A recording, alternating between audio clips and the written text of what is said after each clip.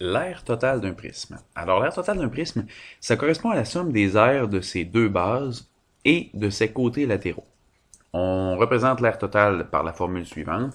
Alors, l'aire totale du prisme, qui est égale à 2 fois l'aire d'une base plus l'aire latérale. J'ai mis une petite flèche au-dessus du 2 parce que c'est dans la formule d'aire totale qu'on va tenir compte du fait qu'il y a deux bases dans un prisme. Et autre chose que je veux souligner avec vous, c'est que c'est assez générique comme formule, et la raison pour laquelle c'est assez générique, c'est parce que ça dépend vraiment de la forme de la base qu'on va avoir. Alors, le polygone qui forme la base de notre prisme, c'est vraiment lui qui va dicter pas l'ensemble de notre problème, mais une bonne partie de ce qu'on va faire comme démarche. On va le voir maintenant pour ce qui... Oh, ma souris est partie. On va aller voir l'aire de la base d'un prisme. Donc, comme je vous disais tantôt, ça dépend de l'aire de... Ça dépend de la forme des polygones. Donc, l'aire des bases, c'est l'aire des deux polygones isométriques et parallèles de ce dernier. La formule utilisée dépend du polygone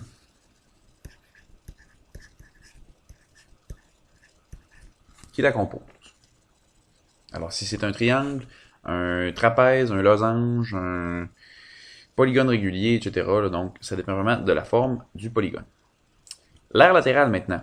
Alors, l'aire latérale d'un prisme, ça correspond à l'aire du contour ou l'aire du tour. Donc, tour ou contour de ce dernier. Elle correspond à la somme des aires des rectangles qui composent les faces latérales du prisme. Alors, pour déterminer l'aire latérale d'un prisme régulier, on utilise la formule suivante. Alors, l'aire latérale, c'est égal au périmètre de la base fois la hauteur. Donc, périmètre de la base, eh bien, c'est le périmètre de la base qu'on a. Donc, dans l'exemple qui est ici, c'est un hexagone. Donc, ce serait le périmètre de l'hexagone. Donc, ce que j'ai fait, c'est en forme de cercle, là, mais on imagine que ça suit le pourtour de l'hexagone. Ça serait notre périmètre de base. La hauteur, eh bien, c'est ce qui est ici, donc la hauteur de notre prisme. Et l'aire latérale, ben, ce que ça va nous trouver, ça va nous trouver l'aire de l'ensemble de tous ces rectangles-là. Donc, tous les petits rectangles latéraux, ça va nous trouver l'aire de ces petits rectangles-là. Mais on n'aura pas l'aire des deux bases. Donc, l'aire des deux bases, il faudra les calculer indépendamment. On va les calculer indépendamment, et l'aire des deux bases, dans le fond, ben, la formule dont on va se servir pour calculer l'aire de ces bases-là, ben, c'est des formules d'aire qui correspondent aux polygones qu'on avait. Donc, si c'est un polygone régulier à 6 côtés, donc si c'est un hexagone, bon, on fera une formule d'aire d'hexagone pour savoir c'est quoi l'aire des bases.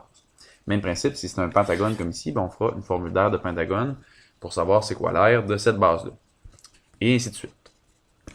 Alors, on va aller voir dans les exemples qu'est-ce que ça donne. Alors, premier exemple, on a un prisme régulier à base triangulaire. Dans ce problème-là, le fait que ce soit un prisme régulier, c'est très important. Étant donné qu'on sait que c'est un prisme régulier, ça veut dire que ce sont des triangles réguliers, donc équilatéraux. Donc, on sait que la base ici, c'est à 7,12 décimètres. C'est très important, sinon on ne pourrait pas faire le problème tout simplement. Alors, si c'est à 7,12 décimètres de base, et bien, si on veut calculer l'aire de la base, et bien, on se rend compte que la base, c'est un triangle. Donc, étape 1, aire de la base. Et on va calculer une seule base. Donc, dans notre formule, on calcule une base, je l'ai mis au singulier, c'est volontaire, on calcule une seule base, donc on calcule un seul triangle. Donc, un triangle.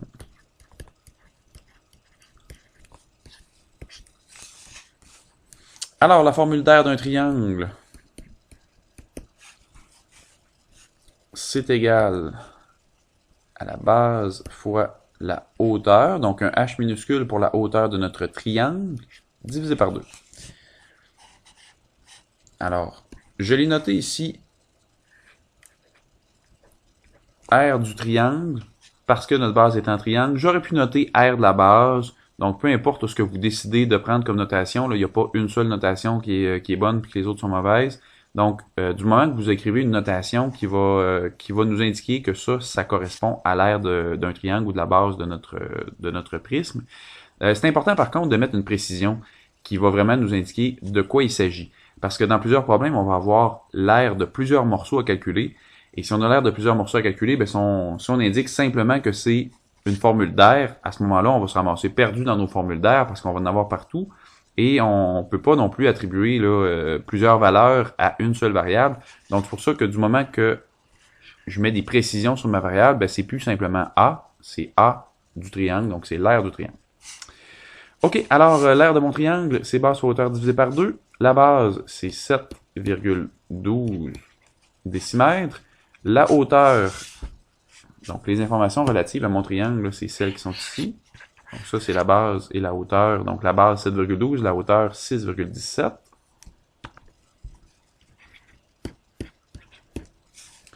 Divisé par 2. Alors 7,12 multiplié par 6,17, ça nous donne 21,97. Et ça, c'est des décimètres carrés. Alors, l'aire de notre triangle, 21,97 décimètres carrés. On va calculer maintenant l'aire latérale de notre prisme. Là, moi, à l'écran, on voit plus là, ce qui est en haut, mais vous, sur votre feuille, vous le verrez toujours. Donc, pour ce qui est de l'aire latérale, eh bien, la formule, ben, c'est celle qu'on a vue tantôt. Donc, la formule de l'aire latérale, donc étape 2, aire latérale.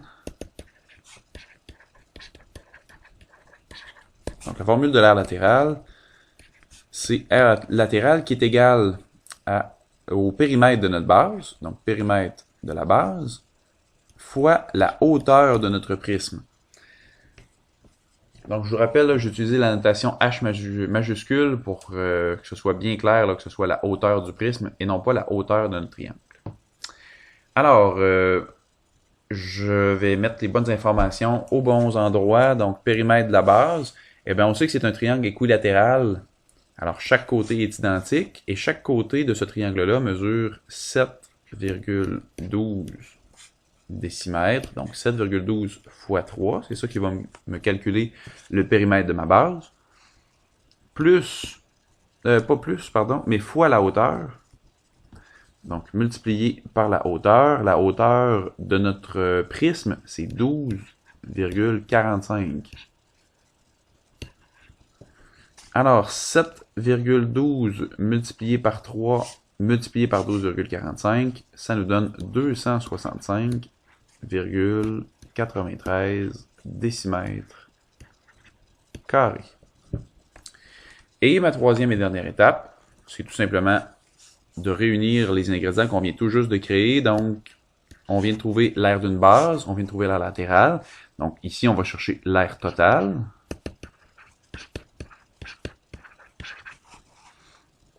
Donc, la formule de l'aire totale, c'est égal à 2 fois l'aire d'une base plus l'aire latérale. Alors, l'aire de la base, on avait trouvé tantôt que c'était 21,97, donc 2 fois 21,97, plus l'aire latérale qu'on vient tout juste de trouver, qui est 265,93. On fait nos multiplications, on respecte nos priorités d'opération toujours, donc 2 fois 21,97, et ensuite on additionne avec 265,93, et ça donne en tout 309,87 décimètres carrés.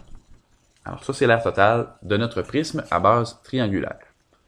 On va faire exactement la même démarche, mais avec l'autre prisme qui était juste à côté, donc un prisme à base pentagonale.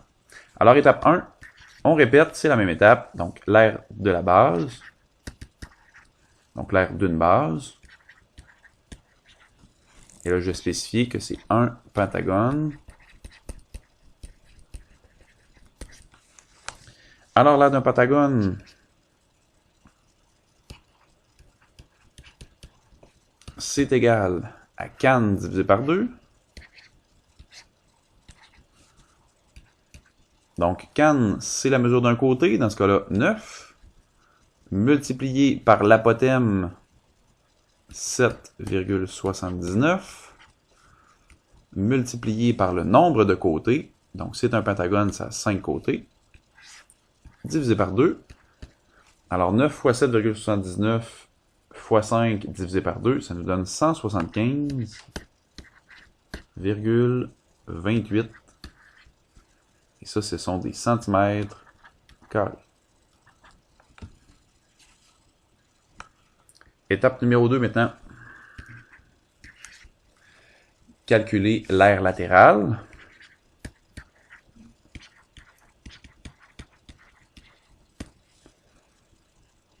Alors, l'aire latérale est égale au périmètre de la base fois la hauteur de notre prisme. Alors, périmètre de la base, c'est un polygone régulier, cette base-là. Alors, ce sera 5 fois la mesure d'un côté. Donc, 5 fois la mesure d'un côté. Et chacun des côtés a une valeur de 9. Donc, 5 fois 9, ça, ce sera le périmètre de notre base. Multiplié par la hauteur. Alors, la hauteur de notre prisme, c'est 29 dans ce cas-là. Alors, 5 fois 9 fois 29, ça nous donne 1305, et ça, c'est des centimètres carrés. J'ai placé ici des parenthèses. C'est pas le fruit du hasard.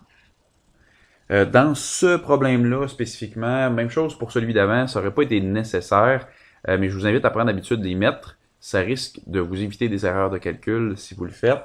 Donc, c'est important de se rendre compte que le périmètre de la base, eh bien, il faut le calculer avant de faire la multiplication par la hauteur.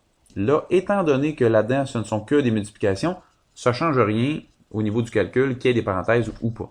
Mais dans d'autres contextes, ça sera différent. Lorsqu'il y aura des additions pour calculer notre périmètre de base, eh bien, ça va changer notre calcul si on respecte nos parenthèses ou si on ne les respecte pas.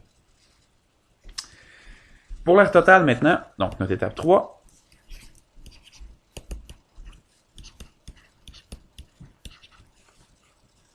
Alors, l'aire totale, c'est égal à 2 fois l'aire de la base, plus l'aire latérale. Alors, 2 fois l'aire de la base, eh bien, c'est 2 fois ce qu'on avait trouvé tantôt, 175,28, plus notre aire latérale qui est 1305. Alors, 2 fois 175,28 plus 1305, ça nous donne 1655,56. Et ça, ce sont des centimètres carrés. On va aller voir le prochain exemple. Donc, un prisme à base rectangulaire. Ce qui est particulier avec un prisme à base rectangulaire, là, je ne passerai pas 45 minutes à vous le montrer, mais c'est possible d'avoir plusieurs ensembles de bases. Alors, je vais en mettre en noir. Donc, imaginez que je prends les deux bases, celle de gauche, celle de droite. Donc, ces deux bases-là ensemble. Donc, ça pourrait représenter les bases de mon prisme. J'aurais très bien pu faire le même principe avec le côté qui est devant. Donc, ce qui est devant ici et ce qui est derrière, là, je vais faire la même forme derrière. Donc, ça aurait pu être ces deux faces-là qui auraient été les bases. Donc, pour que ce soit des bases, ça prend des formes qui sont isométriques, donc identiques et parallèles. Et bien, dans le cas d'un prisme à base rectangulaire, on a 3 options possibles de base. Donc, celle que j'ai placée en noir, celle que je viens de mettre en bleu, et ça aurait très bien pu être ce que je vais mettre avec le crayon rouge, là, donc le haut et le bas. Donc, le haut ici avec le bas. Ça aurait très bien pu être ça, mes bases aussi. Ça aurait donné la même réponse finale.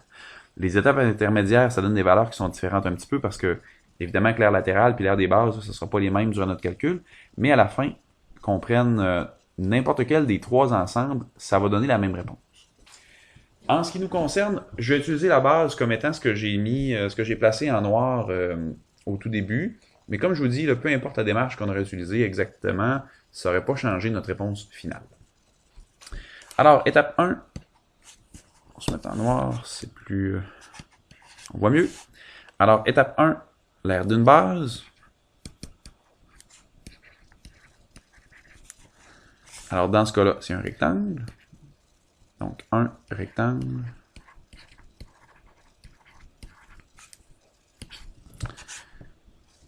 Alors, la formule d'air de notre base, donc l'air d'un rectangle, c'est égal à base fois hauteur, tout simplement.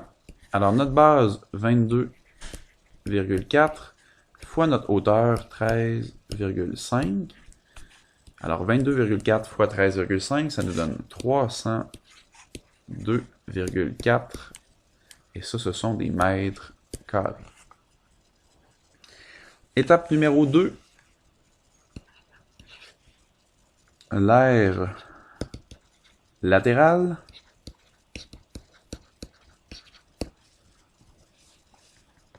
Donc, l'aire latérale, c'est égal au périmètre de notre base fois la hauteur de notre prisme. Alors, périmètre de notre base, en ce qui nous concerne, notre base, c'est ce qu'on avait placé en noir au début. Donc, ses côtés, c'est 22,4 et 13,5. Alors, ce sera 2 fois 13,5 plus 2 fois 22,4. Tout ça fois la hauteur. Et notre hauteur de prisme, notre hauteur à ce moment-là, elle est horizontale ici. Donc, ce sera le 47 mètres qui représentera notre hauteur de prisme. On se rappelle, pour pas que vous fassiez d'erreur quand on cherche la hauteur d'un prisme, c'est toujours une ligne qui relie les deux bases. Donc, on se rappelle qu'il faut identifier, dans un cas comme celui-là, il faut identifier nos deux bases au début, et la hauteur, ce sera ce qui relie nos deux bases. Donc, dans le cas qui nous concerne, c'est 47 mètres. Alors, je fais le calcul, 2 fois 13,5 plus 2 fois 22,4, ça nous donne 71,8.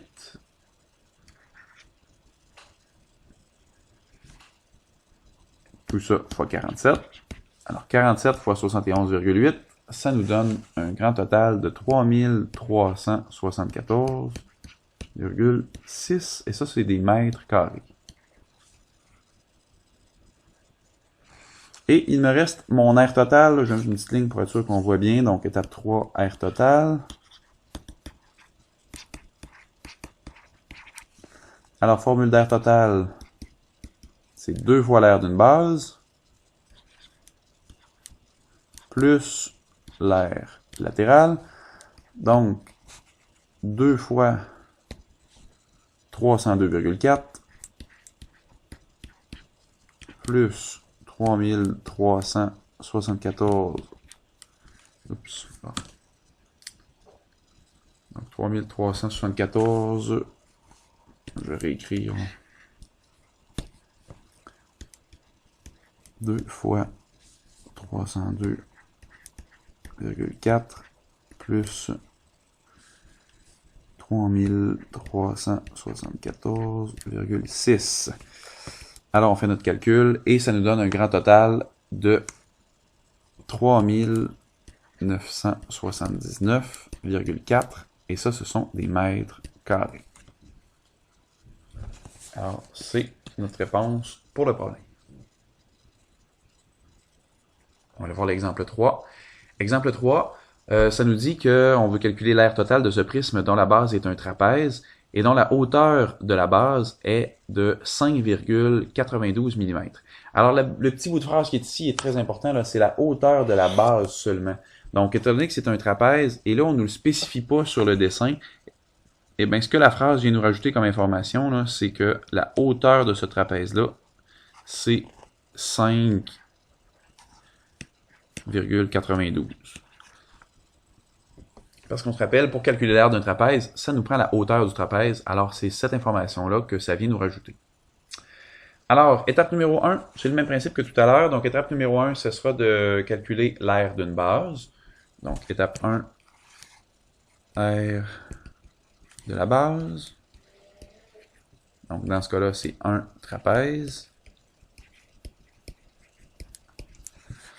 Alors, l'aire du trapèze est égale à la grande base plus la petite base, entre parenthèses, fois la hauteur de notre trapèze divisé par 2. Alors, grande base de notre trapèze, c'est 5 mm, plus la petite base, 3. Tout ça multiplié par la hauteur, qui est 5,92. Divisé par 2.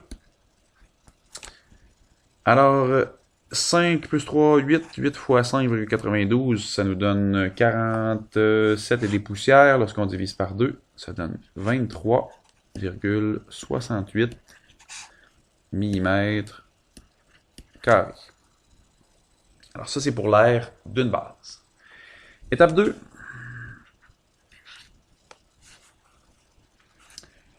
L'aire latérale de notre prisme.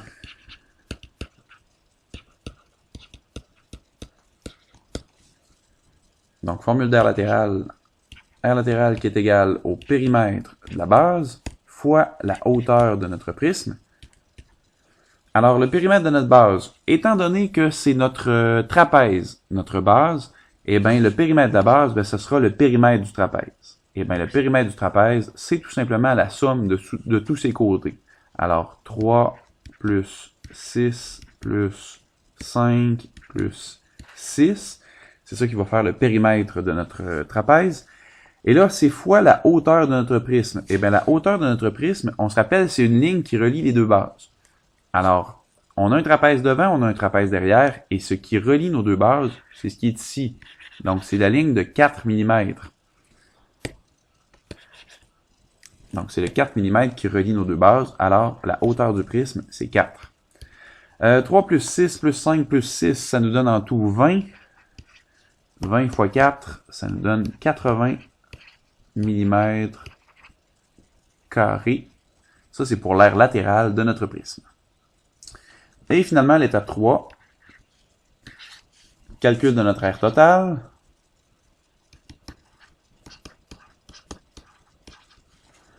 Alors, pour notre aire totale, c'est égal à 2 fois l'aire d'une base plus l'aire latérale. Alors, 2 fois 23,68 plus 80. Tout ça ensemble, ça nous donne 127,36 mm². Bien important, là, je ne l'ai pas précisé tantôt, mais lorsqu'on fait notre calcul d'aire totale, j'applique la formule pour l'instant par défaut. Donc, la formule par défaut, c'est celle qu'on a vue dans les notes précédemment. Donc, 2 fois l'aire de la base plus l'aire latérale. Dans certains problèmes, on devra calculer seulement une base. Par exemple, vous avez une poubelle qui est ouverte, sur laquelle il n'y a pas de couvercle. Et bien à ce moment-là, on n'utiliserait seulement qu'une des deux bases, étant donné qu'il y en a une qui est absente. Même principe, vous voulez calculer par exemple l'air pour un verre à boire, là, un verre qu'on peut remplir d'eau. Et bien le verre, il y a une ouverture en haut pour mettre l'eau, puis pour boire l'eau. Donc, on n'aurait pas besoin de calculer cette base-là. Par exemple, je sais que c'est un cylindre, là, c'est pas un prisme, mais c'est la même logique qui s'applique. Donc, c'est le même principe de formule. Donc, c'est possible que dans notre calcul d'aire totale de notre prisme ou de notre cylindre, on n'ait pas besoin des deux bases, selon le contexte dans lequel on se trouve. Alors, ici, on précise pas. Alors, si on précise pas, à ce moment-là, on veut les deux bases. Mais dans certains contextes, comme je vous le disais, ça ne sera pas nécessaire de faire la multiplication par 2 parce que des fois, on n'aura pas besoin de la deuxième base. Donc, c'est vraiment selon le contexte. L'exemple numéro 4, qui est un peu particulier, c'est un prisme. Donc, c'est un prisme, mais c'est un prisme bien spécial. Donc, c'est un prisme dont toutes les faces sont identiques. Alors, on va le calculer comme un prisme et on comparera tantôt avec une autre méthode pour faire le calcul. Alors, première chose, on se rend compte que on doit identifier les bases. Ce qu'on va identifier comme base, dans ce cas-là, on sait que c'est 25 cm de côté partout. Alors, peu importe ce qu'on identifiera comme base, ce sera exactement les mêmes calculs. Alors, pour les besoins du problème, moi, j'ai identifié la base comme étant ce qui est en bas ici. Donc, une base et l'autre base, elle doit être parallèle. Donc, ce sera la partie qui est en haut. Alors, je vais faire les calculs. Donc, étape numéro 1. L'aire d'une base. Et l'aire d'une base, ben, c'est un carré. Donc, un carré. Alors, formule d'aire d'un carré, c'est égal à côté au carré. Donc, côté au carré, ça se trouve être 25 au carré. Donc, 25 au carré, ça donne 625. Et ça, c'est des centimètres carrés. Étape numéro 2. Ce qu'on veut faire à l'étape 2, même principe que tantôt, calculer l'aire latérale. Alors, l'aire latérale, la formule, c'est le périmètre de la base fois la hauteur du prisme. Et bien, le périmètre de la base, c'est un carré. Alors, c'est 4 fois un côté, donc 4 fois 25. Ça va nous calculer le périmètre de la base. Fois la hauteur de notre prisme. Et bien, la hauteur du prisme, c'est ce que je vais placer ici en rouge. Donc, ce serait ça la hauteur du prisme, une ligne qui relie les deux bases. Et bien, ça aussi, c'est 25 mm dans le contexte, étant donné qu'on sait que toutes les arêtes de ce cube-là ont 25 mm. Alors, pour notre calcul, 4 fois 25, ça donne 100. 100 fois 25, ça nous donne 2500. Et ça, ce sont des centimètres carrés. Étape 3 maintenant, calcul de notre aire totale. Alors, formule d'aire totale.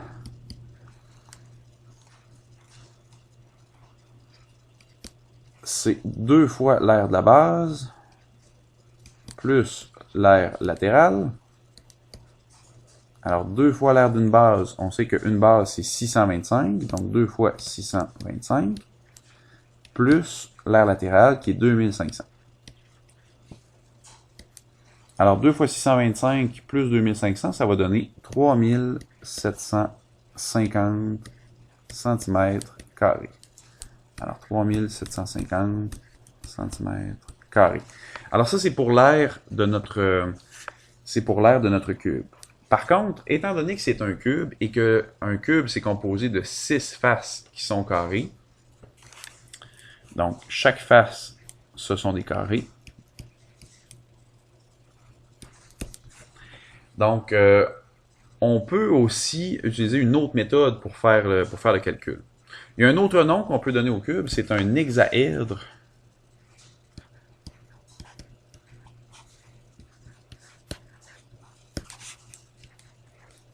Régulier.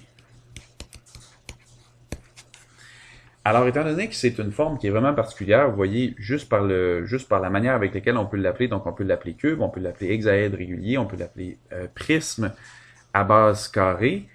Donc, il y a plusieurs manières avec lesquelles on peut nommer ce prisme-là.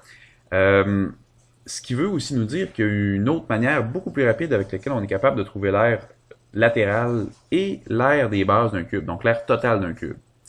Alors, étant donné que ce sont 6 carrés, on peut tout simplement dire pour un cube que c'est l'aire totale pour un cube. Ça se trouve à être